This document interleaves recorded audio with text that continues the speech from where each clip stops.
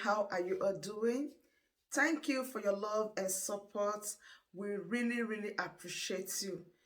If today is the first time you are coming across us, or you are seeing this face for the first time, please do it to like our videos and share. In this platform, we react to all videos and your opinion is highly needed. So please sit back, watch this video carefully, drop your opinion in the comment section, and I'll be right back. Strongly. The attack is coming strongly. Oh my God, these people are, Pastor Livingston, they cut us off suddenly. These people have started attacking. I know. The truth is hitting them hard. As soon as I want, they just cut the thing off. Oh my God, they have not seen anything. They've not seen anything. You're welcome, sir. I've been anchoring and waiting also for you to come because there's some critical things I've been talking about. Very, very critical things. I was trying to make people understand the strength they can draw from the sabotage of the enemy. Exactly. Because when the enemy attacks, just like what happened to Job, when Job was attacked, all that it did was for him to know God better. So when God was restoring his wealth, he was restoring him in knowledge too. Exactly. Because God now revealed himself, I think in Job, is it 39 or 40? God now told him, were you there when I created this? Were you there when I created? Then he now understood that, he cannot question God. It was for better. So the attack on the system is for the better. Now, Mazin Nabikano will come and meet an organized system, an organized house. Please, I want you to shed light on that also, so that Biafrans will understand, please. Thank you very much, Biafrans. The strength of a man is not determined when he is enjoying. Strength of a man is determined when he's in crisis. How does he handle it? Now, we have gone through a lot, Biafrans. It is not just the DOS members, the former DOS members that did, that crew, or maybe the autopilot that had some people that were there disseminating information before, or is it just those who fought against DOS like us? No. Every one of us Biafrans have gone through this problem. Nobody is affected. And if it is the price, we all paid it. Both those that contributed their monies and those that encouraged, even those that were cursing. It was as a result of frustration that led a lot of people to start cursing. So one thing you should do is stay firm and focused. As the problems are coming, it is an indication that the end of the tunnel, where the brightness is very, very near. That's it. And we'll get there. Because take the devil like a chicken, When you cut off the head of a chicken, and let it, the child by your side will see the chicken jumping up and down. Daddy, the chicken is still alive. But you know that it's dead because the head is cut off. And after doing that jumping, it will just die off. And you go and roast the chicken. So every fight you see them fight now, they are desperate last effort to cling on. But unfortunately for them, they are going down the drain. So stay focused. Don't be afraid. We are going to make it. Biafra is just there. So many things are happening. That's to show that Biafra is coming. Not even only from us. Other regions are protesting. There are laws, cases in the court now by a group of human rights activists, lawyers from different regions advocating for disintegration or referendum for people to self-actualize. So we are on. God bless you. Thank you so much, Pastor. You've just said some critical things. And of course, Biafrans also have heard from you, and especially also. And the truth about it is that I want us to look at before we analyze some things about these, these discouragements that most of our people get. They allow these people to get into them through their actions and all of that. For instance, there was a broadcast made by, of course, it's not important. Of course, I've told the Biafrans to understand that account, Umeri account, must be funded. Because the strength of every nation is in the ability to secure itself. Exactly. If the nation cannot secure itself, you are doomed. And I also told the people that the only way you can secure yourself against a stronger force is to meet up in the level that they are, both in resources and in the arsenals you need and all of that. So I gave an instance. I said, when America wants to fight Togo, for instance, and America has to fight Russia, the weapons they're going to use to fight Russia is different from the weapons they're going to use for Togo. Because Togo is just something they can override anytime. But Russia is also a force. So they must meet to that standard. And Biafra also the Nigeria system must see Biafra as ever ready. Our attitude is important in this thing, especially every Biafran. So when they see posts, broadcasts, and all of that from all these enemies, they should understand that they don't need all of these things. These are distractions. they have to hold on to what they are seeing and what they believe. Now, Pastor, there's something about the courts that was supposed to hold, and in regards to the attitude of the judge. I see, of course, as Bruce Fain posted, I don't know whether you saw the post of Bruce Fain, he said, for the fact that the judge can post a Hawks position of being indisposed simply means that Mazi Nnamdi Kanu is innocent. Now, please, let's analyze it. What do you think is the intention of that judge to have moved this thing to the 28th? 1 month plus to keep us again waiting for another 28 or over 28 days for her to just pronounce that this man should be on bail, at least, even if we know that he should be free unconditionally. What do you think is the intention of the government, of the judge? And also, do you also believe and see that the government was also the dictate of that pronouncement by the judge? They are the ones who instigated that pronouncement by the judge. Yes, I see desperation here. I see people who are very upset and afraid. I see a quick. I see they are trying as much as possible to prolong the day which the whole world will see them for whom they are. And that would be a very strong indictment to the government. And then I also see in the process a calculated attempt to keep Nnamdi Kanu and then do him an evil thing that they will say he died out of certain consequences or causes. But that's not going to happen. It's not going to happen because it's God that brought him there for a purpose and he's going to sustain him. And they know the consequences. I'm not issuing any threat, but I'm simply stating ipso facto, the simple fact. That's it. They know the consequences if anything happens, because the Biafrans are very, very hyped in their minds now to agitate or do anything. And another thing we see there is the judge in question so far has done contrary to the ethics of her profession as a judge. If you go to the court of law, you will see a statute that says, there's a Latin name for it, ubiquitous something, in women. It's a scale like that. Do you understand me? Yes, with a scale and then the Latin word, yes. Yeah, the exactly. Latin statement, yes. Yeah, balanced judgment. Now, she has failed in all ramifications in the discharge justice of equity, of course. As long as the law is concerned as a judge. I am not here to judge her, but it is clear in the international community. So then another thing is, it looks like, this is personal. I'm just looking at it. It looks like Justice Binta Nyako is beginning to take this thing personal. That means if the Nigerian government wants to, because it is a corporate fault. If you look at the government, it is not just one person. But in terms of the court, it is singular fault appointed to one person. So the judge, I see her like somebody who feels that this is personal, because as soon as this thing comes to an end, Nnamdi Kanu is free, my reputation will be in the dust, and I might be called in the International Criminal Court of Justice to answer one or two questions. And the international legal councils, they might call me to smart for it. Then another thing again I see there is, they know that Nnamdi Kanu has no case to answer, because it is recognized that the fight for self-actualization is not a crime against international law. We all know that. Another thing is, they also understand that Nnamdi Kanu only escaped after Operation Python Dance came to kill him when he had been given a bail. So the question is, would he have been there for them to kill him as they killed all other people before they will now say, okay, he was not guilty, and will be smarting and crying and lamenting? So he escaped for his life because they came to kill him. Prior to their coming to attack him, he was still around. He had no plan or no problem. Anyway, because Nnamdi Kanu has a good case and he wanted to come out in the court and let us contest it. But they realized that if they come to the court, what Nnamdi Kanu knows, what he's going to present to his legal team, is going to ridicule the whole of Nigerian legal system in terms of those that in the High Court that judge. So they decided that the best thing to do is to eliminate this guy and put it as these are the consequences of what Python Dance did. And maybe they have to retire some of those soldiers and then pay them very well or court-martial them and stuff like that. But at the end of the day, they hope to quench the Biafran spirit. But it didn't happen that way. That's why I say the hand of God is in it. They know Nnamdi Kanu has no case to answer. They are afraid of being ridiculed in the international community. Justice Binta Nyako seems to have taken this thing personal. So personal that even if the government wants her to release this young man, she will not, because her reputation is on the line. If he goes out, it is going to be a terrible thing. Thank you very much. Thank you so much, Pastor.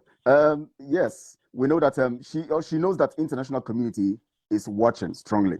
But now, of course, we know also that the international community has been silent. And I watched a particular, CNN interview, and one of the men was saying, I've forgotten his name now. That he was being asked by the lady. He said, she asked her, why is it that all that is happening in the south of Nigeria is not getting attention like what is happening in Syria, in Iraq, in Afghanistan, Ukraine, and all of that? Why is it that the American government is not taking it, and talking about it? Now, do you know what the man said? He said, everybody knows this. Everybody knows what is happening. The American government knows what is happening, but it is not a priority. Exactly. And let's not, I don't want to mix up things here. Let's just look at what we're fighting for. Because if you're waiting for them to speak, they will not speak. Now, depending on the government in power, probably if another government had been in power in America, they may have spoken. So this one, remember, this same government removed Nigeria from the watch list of those countries that condone terrorism. You understand? Yes. Yes. But the former one of Donald Trump. In fact, the ban on people traveling to the United States from Nigeria. So so let's not try and model things up. We'll just leave them aside. Let's fight our battle. When Biafra comes as a sovereign state that is operating, when we take up our case in the international community, we're going to have backers. Those that don't want this to be first listening by us. And whoever committed crime against the Biafra nation shall smart for it when that time comes. The most important is let us not fight them. Let's leave them. Since they don't want to talk, we know what is in our mind on how we are going to pursue the case. But right now, we are focusing on the actualization of Biafra. Cure ED. That's it. Okay, we are focusing on the actualization of Biafra. Now, in the line of focusing, of course, we know that there are two things. Our leader is in the camp of the enemies. Our leader is in the camp of the enemies. At the same time, we are strategizing. Obviously, and recently, of course, we know that there are intels of possible attacks coming in very soon. There are intels of attacks coming in very soon. And what has been running through my mind is that it seems some people want to create a situation of chaos and then use it as a means of attacking our leader in guise of that chaos. Because now they moved this thing to June 28th, and there have been intel, I don't know how credible these things are, I've heard it from several points, that there are planned attacks that are going to happen within some few weeks to come. What do you think is the relationship between these messages and the movement of the court case to 28th of June? They are interrelated on the basis of wicked clandestine effort to truncate this Biafran project. They are interrelated. But then listen to me. I want something to be clear. They know the consequences of one single head of Nnamdi Kanu being hurt. Before he was abducted, listen, Nnamdi Kanu has been able to prove to us that it's reliable. First, he said, if I tell you something, Biafrans, and tomorrow change from it, and you allow me alive, then you are stupid. That was a strong statement from him. That was a very, very powerful statement. Oh my God. He has succeeded in implanting his ideology, his mindset inside the hearts of Biafrans. That's number one. So when you take it from that angle, then you look at the second part. Don't be careless with the Biafrans. Don't take them for granted. Be very careful. If anything happens to Nnamdi, he gave an instruction. After he had made that comment, he said, if you look for me and you don't see me, burn down Nigeria. We are not advocating for that, but we are saying that they know the consequences. They have to be very, very careful because, listen, let me tell you, the reason why the Biafrans did not react when Nnamdi Kanu was abducted was because DOS told them to calm down. That's it. Yes, that's it. They were very angry, and they were not even as prepared as they are now. Yes, they were not as prepared to fight any battle as they are now because right now they have resources, they have connections, and Biafran diaspora have been contacted, and everybody's angry.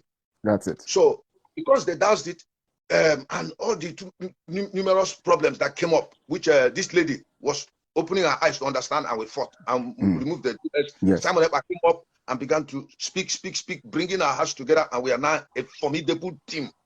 With the spokesman, Simon Ekpa. We have Umuada, who is also very reliable in person of Azuka, leading that pack. Then we have our autopilot media team that is here. So they know the consequences that if you try it now, the result will be so terrible, because we've been able to convince the international community by video clips, audio, analysis, presentations, evidences that those who support and abet crime in Biafra land are the Nigerian army that has absorbed repentant Boko Haram members and sent them to a place. We've been able to establish that to the whole world. They know That's that. it. Yeah. So even if the whole world seem to be ignorant or they're turning a deaf ear, they don't want to listen, they know that if we start fighting now, we're not fighting as terrorists, we're fighting in self-defense, which is contained in the United Nations Charter.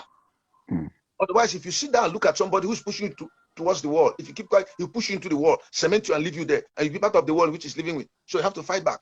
Then another thing which I want to highlight, which they should understand, is that the attitude of, maybe it's a little digression, of our political leaders, it only shows how we have, in a bid to cover our tracks because of the mess we have caused. I mean, our political leaders, they have caused, not us.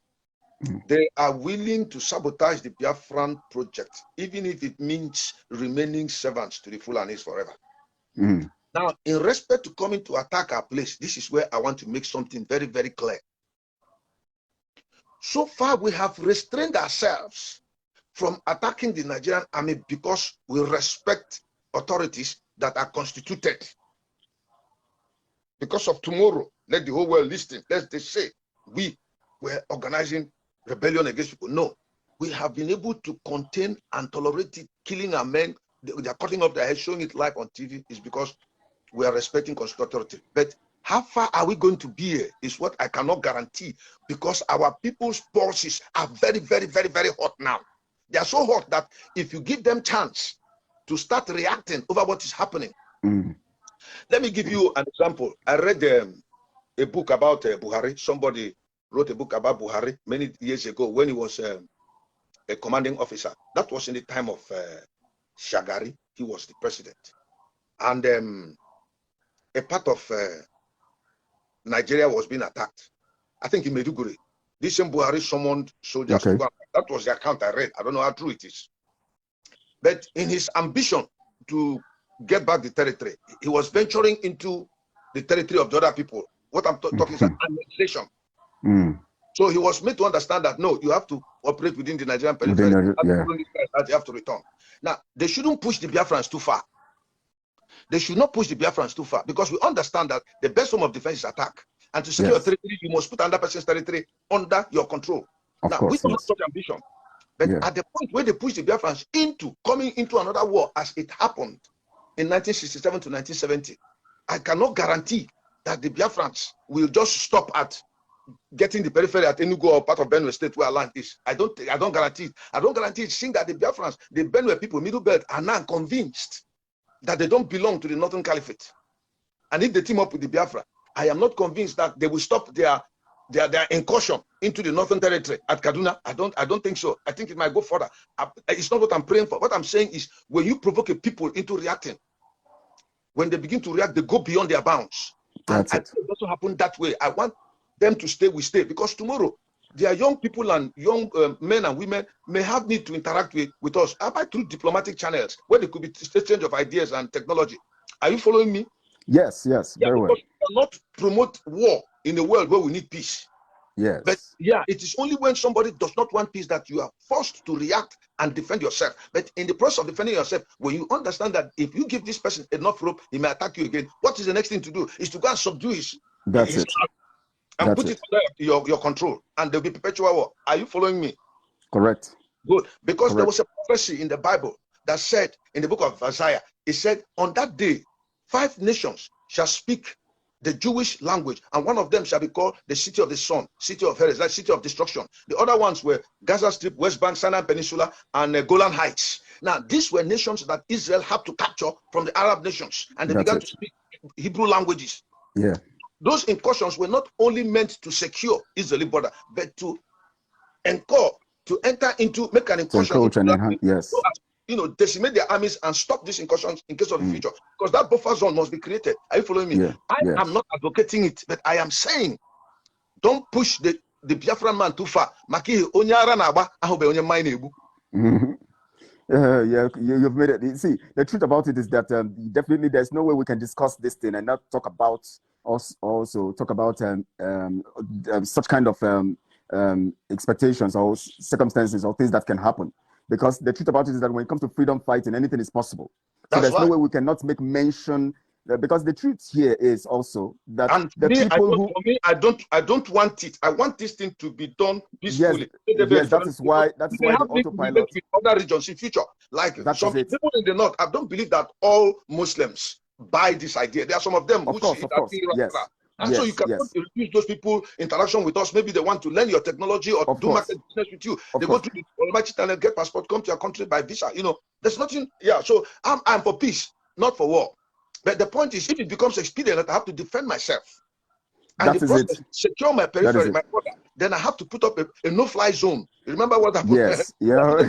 Now, the problem now is that from indications and from every analysis, the enemies are still. I don't want to put it straight that they are still propagating war, because every of the action is provocative, is provoking. Everything they are doing. In fact, what they are doing to our leader is provoking, so much provoking that any average people would have taken action. Yes. Look at it now. Look at a judge coming to tell us that she's sick. Doesn't make sense anyway.